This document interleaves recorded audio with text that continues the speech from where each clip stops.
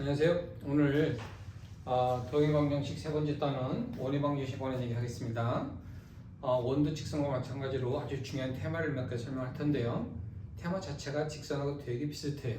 그죠? 그래서 직선 소리가 가장 마지막에 했던 게 점에서 직선인 거리 공식이었는데 그 공식을 원에서 훨씬 많이 쓴다는 걸 여러분 주지하고 문제를 좀 풀어봅시다. 원의 첫 번째 테마는 역시 원의 방정식이겠죠. 그렇죠? 원도 정점이 하나 주어져야 되고요. 좌표에 정점이 하나 주어져야 되고요. 그리고 이 정점을 원의 중심, 센터라고 하는데요. 이 중점에서 똑같은 거리를 radius, 반지름이라고 하고요.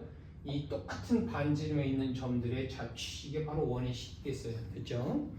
그래서 내가 원의 이미지만 하나 찍어서 바로 이 XY의 좌측을 구하는 게 원의 식인데요.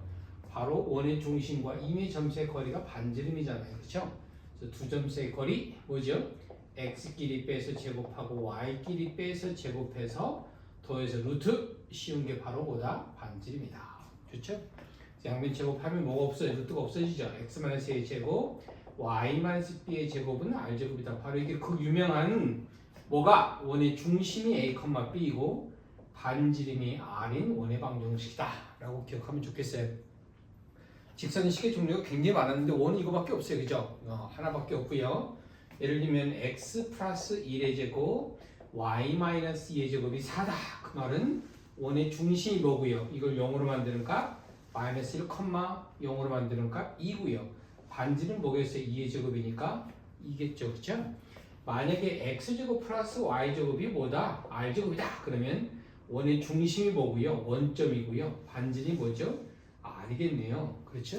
그래서 원의 방정식 기본적인 틀을 잘 이해하고 있어야 되고요. 이 원을 전개시켜 볼까요? 이렇게 완전 제곱의 형태는 컴퓨터가 별로 안 좋아해요. 그죠? 전개시키면 어떻게 될까, 여러분? x제곱항, y제곱항, 그 다음에 뭐죠? x항, y항, 싹 쓸어서 상수항. 이게 원의 방정식 가장 일반적인 모델이에요. 단점이 있다면 이거는 원의 중심과 반지름이 안 보이잖아요. 그렇죠? 그래서 얘가 이 일반식을 가지고 원의 중심을 구하려면 완전 제곱을 바꿔야 되겠어요. 그렇죠? 완전 제곱 x의 개수의 무슨 절? 반절의 제곱이고요. 또 완전 제곱 y 개수의 반절의 제곱이고요. c는 넘어오고요. 왼쪽에 뭐가 더 들어갔어요? 4분의 a제곱 플러스 b제곱이 더 들어갔고요. 됐죠? 통분하면 뭐죠? 여러분 4분의 a제곱 b제곱 마이너스 4c 이렇게 되겠어요. 됐죠? 그래서 여기다 루트 씌우고 제곱하면 바로 요 값이 반지름이니까 일반형을 탁 보고 원의 중심이 뭐고요? 마이너스 2분의 a, 마이너스 2분의 b 그리고 조심될 거 얘가 반지름인데요. 이 반지름 루트 안에 있잖아요. 그죠? 그래서 루트 안에는 바로가 a제곱, b제곱, 마이너스 4c가 반지름이니까 이 루트 안의 값이 반드시 양해야 돼요. 그래서 이게 원의 결정 조건에 속해요. 일반형이 원이 되려면 이렇게 x제곱, y제곱 개수가 당연히 같아야 되고요. 그렇죠? 그리고 4a 이거죠. a제곱 플러스 b제곱 마이너스 4c 값이 반드시 뭐 해야 된다? 양해야 된다. 루트하는 값이 양이 돼야만 실수이고 그래야만 반지름이 존재하니까요. 됐죠? 그래서 원의 방정식의 가장 중요한 첫 번째 테마. 물론 이 원의 방정식에서 조금 뭘 특이한 케이스가 있었어요. 그게 바로 뭔가 하면 여러분 보세요. 원이 이렇게 x축에 다 있으면 접해 있으면 됐죠? x축에 접해 있으면 원의 중심을 a, b라고 할 때 반지름이 곧 뭐예요? 바로 이 원의 중심이 y좌표거든요. 그래서 미지수가 두 개밖에 안 생겨요. x-a의 제곱, y-b의 제곱은 뭐다? b의 제곱이다. 반지름이 곧 b가 되니까요. 됐죠? 그래서 미지수가 두 개니까 식이 두 개만, 점이 두 개만 있어도 된다는 뜻이에요. y축에 이렇게 접한다고 해보세요. y축에 접하면 원의 중심을 a, b라고 할 때 와, 이게 바로 반지름이 바로 x좌표인 a가 되겠어요. 그렇죠? 둘 다 접하면 x와 y축에 동시 접하면은요 부호를 조심해야 돼요. 됐죠? 이거는 x값이 음이고 y값이 양이잖아요. 그죠? 이 거리는 똑같은데 부호가 다르게 이사오면에 있으니까 그죠? 반지름이 a고요. 그래서 이거는 미지수가 하나밖에 없는 거예요. x 플러스 a 제곱 y 마이너스 a 제곱은 뭐다? a 제곱이다. 그래서 이렇게 x축과 y축에 동시 원이 접하면 미지수가 하나밖에 없으니까 점이 하나면 충분하다라는 사실 여러분들이 잘 이해하고 원의 방정식에 관한 기본적인 테마를 잘 이해하십시오. 그런 뜻이고요. 이 원의 방정식이 첫 번째 테마였어요. 원의 방정식의 두 번째 테마는요. 역시 원의 위치관계, 그죠?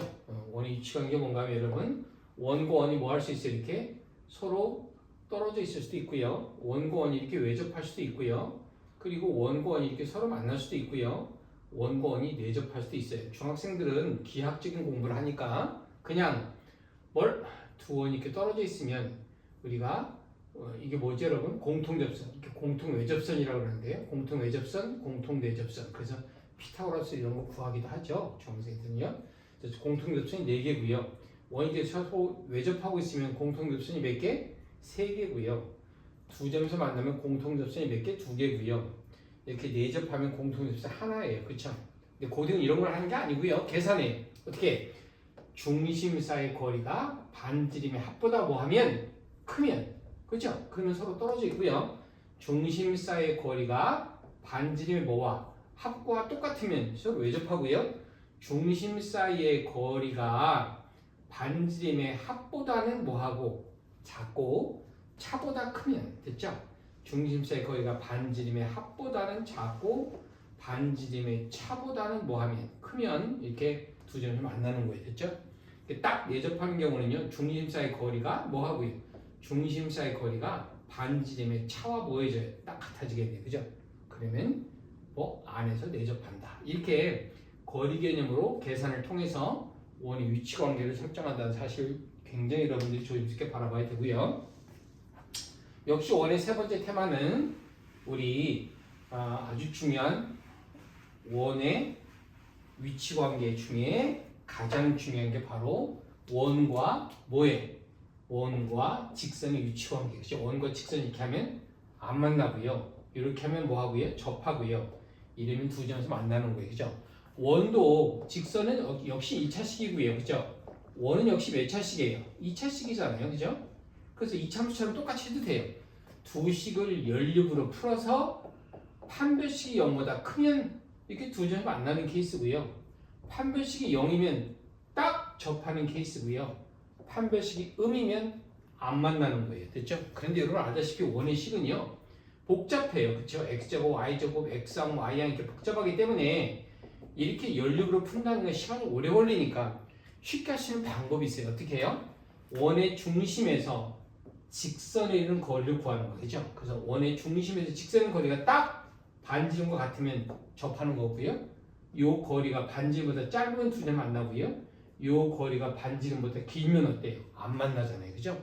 그래서 역시 원의 중심에서 직선의 거리가 굉장히 중요하다는 사실 여러분들이 이해하고 있어야 되겠어요. 그죠? 그래서 우리가 원과 직선의 위치 관계의 기본적인 느낌을 잘 이해해야 되는데 이 중에서 특별히 이게 중요해요. 그쵸? 원과 뭐가 직선이 접하는 경우는 너무 중요해요. 그쵸? 그래서 우리가 원에서 접선 직접 찾기도 해요. 무슨 소린가 하면 원이 이렇게 했을 때 직선이 있으면 이걸 접선이라고 하는데요. 이 접선이 무슨 기? 기울기가 주어지면 됐죠?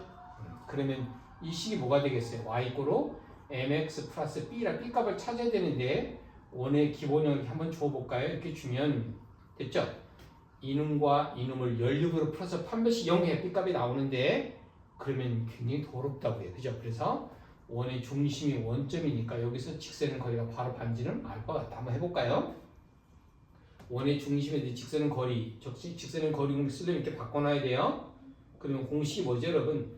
원점에서 여기는 거리가 요거 제곱, 요거 제곱, m제곱 플러스 1 빵빵 집어넣으면 b만 남죠? 이 값이 반지름 같은 거예요. 따라서 b의 절대값이 r에 곱하면 루트 1 플러스 m제곱이고 이 답이에요. 여기다 집어넣는 순간 접선이 y=mx, y=mx 플러스 마이너스 r 루트 1 플러스 m제곱이다. 원 할 때는 기억하는 게 좋아요. 됐죠? 원의 접선 기울기가 m인 직선의 식은 y=mx 플러스 반지름 루트 1 플러스 m제곱이다. 기억하는 게 좋겠어요. 그렇죠? 이렇게 유도하는 성질을 잘 이해해야 되고요. 또 하나 접선은 접선인데 뭐가 주어지면 바로 접점이 주어지면 이렇게 그죠? 원의 점이죠? 이렇게 주어지면 똑같은 원리로 여러분 이 식을 쓰면 증명이 되는데요. 기억하는 게 좋아요. 원의 방정식에서 접점을 여기다 집어넣을 때부터 x1x, y1y는 r제곱이다. 이것도 이런 걸 통해서 끄집어낸 굉장히 중요한 접선의 식이에요. 됐죠? 그래서 접선의 기울기가 주어질 때 직선이죠. 접선의 뭐가 접점이 주어질 때 이렇게 원의 접선의 방정식을 직접 찾는 훈련도 반드시 여러분이 해야 된다는 사실을 이해해 둬야 됩니다. 이제 원의 네 번째 테마가 있어요, 그죠? 원의 네 번째 테마는 우리 직선에서 했던 것처럼 굉장히 중요한 논제가 또 하나 있었는데요. 여러분 직선에서 기억나요? 직선에서 우리가 어떤 두 개의 직선이 있으면 두 교점을 지나는 또 다른 직선의 식이 굉장히 중요했어요. 어떻게 썼죠? 여러분 1번에 K가 2번은 0이다 이렇게 썼었는데요. 기억나죠? 원도 똑같이 할 수 있어요. 원이 하나 있고 또 다른 원이 이렇게 하나 있으면 두 원이 이렇게 교점을 만들어내면 이 두 점을 지나는 또 다른 원의 식을 쓸 수 있습니까? 쓸 수 있어. 어떻게 똑같이 직선처럼 어떤 원 K의 두 번째 원은 이렇게 쓰면 좋겠어요. 물론 K에 붙는 쪽에 원의 식을 좀 간단한 거 쓰면 좋겠죠, 그죠? 단 절대로 K가 뭐 되면 안 돼? 마이너스 되면 안 돼요. 됐죠? 왜냐면 K가 마이너스 1이 되는 순간 뭐가 되겠어요, 여러분? K가 마이너스 1이 되면 이게 마이너스니까 이래서 이 빼버리면 뭐 어때요, 여러분? X제곱 없어지고 Y제곱 없어지니까 뭐가 돼요? 직선식이 돼버리거든요, 그죠? 그래서 K가 마이너스 1이면 뭐가 되는 거예요? 직선은 직선인데 이 두 점을 지난 뭐가 되죠? 이런 직선이 되잖아요. 그래서 이런 걸 뭐라 그러냐? K가 마이너스 1일 때를 이 조그만 원의 현도 되고 큰 원의 현도 된다 그래서 바로 이런 걸 공통현의 방정식이다 그래요, 그죠? 그래서 두 원의 교점을 지나는 또 다른 원의 식은 이렇게 쓰고요. 그리고 두 원의 교점을 지나는 공통현의 방정식은 그냥 한 원에서 한 원의 식을 빼면 그만이에요, 그죠? 왜냐면 K 값이 마이너스 1이니까요. 그래서 우리가 원과 원의 위치관계에서 바로 이 두 원의 교점을 지나는 원의 식이거나 아니면 공통현의 식을 찾는 과정은 굉장히 중요해요. 됐죠? 그래서 우리가 이런 걸 응용해서 이것도 점이 있으면 이게 반지름이잖아요. 그죠? 이것도 뭐가 필요해요? 여기서 여기는 거리가 중요해요. 그죠? 점의 직선 거리 구해서 피타고라스로 요 거리만 구할 수 있으면 두 개인 게 바로 공통현의 길이가 되잖아요. 됐죠?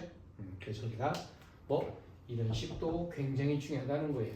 이런 원에 관한 테마가 또 크게 네 가지가 있어요. 그죠? 그래서 직선처럼 이 원의 식을 잘 이해하고 논리적인 연습을 하는 게 중요한데요. 지금 우리가 하고 있는 이런 바로 공통수학 2의 첫 번째 큰 대단은 이제 하나밖에 안 남았어요. 그죠? 마지막으로 이제 이런 점과 직선과 원을 가지고 도형을 이동시킬 거예요. 평행 이동 대칭으로 하는 연습 마지막 남았는데 공통수학 2는 공식은 많지 않지만 이런 중요한 핵심적인 테마를 여러분들이 반드시 잘 기억해서 연습하고 머릿속에 잘 저장해 뒀다가 필요할 때 적재적소에서 꺼져버려서 하는 훈련이 필요해요. 그런 훈련을 통해서만이 여러분 기본적으로 수학을 잘 정립할 수 있으니까요. 그죠? 그래서 공통수학 2는 연습하기보다는 기본적인 개념 수학이라는 걸 분명히 이해하시고 충분한 개념의 훌륭한 연습을 충분히 해서 실수하지 않도록 조심해야 되겠어요. 그렇죠? 원에 관한 성질을 잘 이해하고 다음 시간에 도형의 이동과 대칭이동, 평행 이동 대칭에서 다시 만나겠습니다. 여러분 고맙습니다.